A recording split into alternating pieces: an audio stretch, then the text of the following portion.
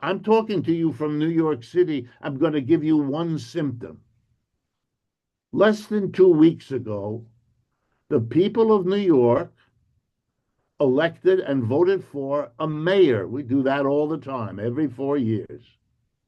Who is the mayor? Zohran Mamdani, a young Muslim socialist who doesn't run away from those labels, ran on them, appealed to the city of New York, a man who, when asked what he would do as mayor if Benjamin Netanyahu visited New York, answered, I will arrest him. New York has the largest Jewish community, I believe, outside of Israel. Mr. Mamdani didn't just win the election. He got over 50% of the vote. He defeated all of the other candidates combined with his vote, including Mr. Cuomo, who's part of the Clinton-Obama Democratic hierarchy, defeating the Republicans. Mr. Trump endorsed Mr. Cuomo, made no difference, may have even hurt him. That's not a vote for socialism on the part of many people who are just beginning to learn again about what socialism is. This was a vote against the status quo, against the history of Republicans and Democratic people running New York City for the same core of wealthy people that have run that city for the last 2 centuries.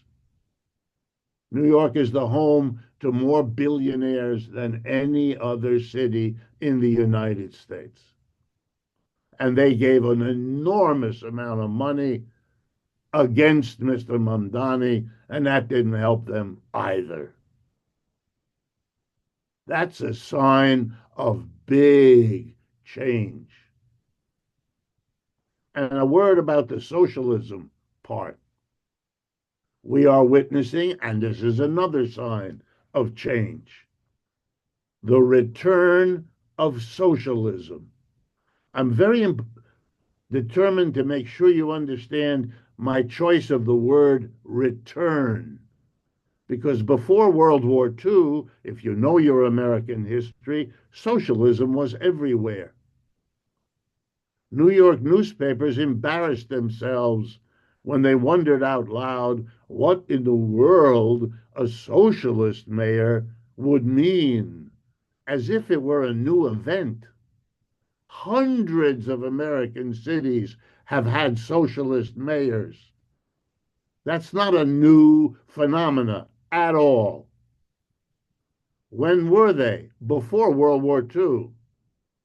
You see, after World War II, we had the Cold War, and we worked as a nation to erase, to expunge, to repress everything having to do with socialism or communism or Marxism or anarchism or any of that.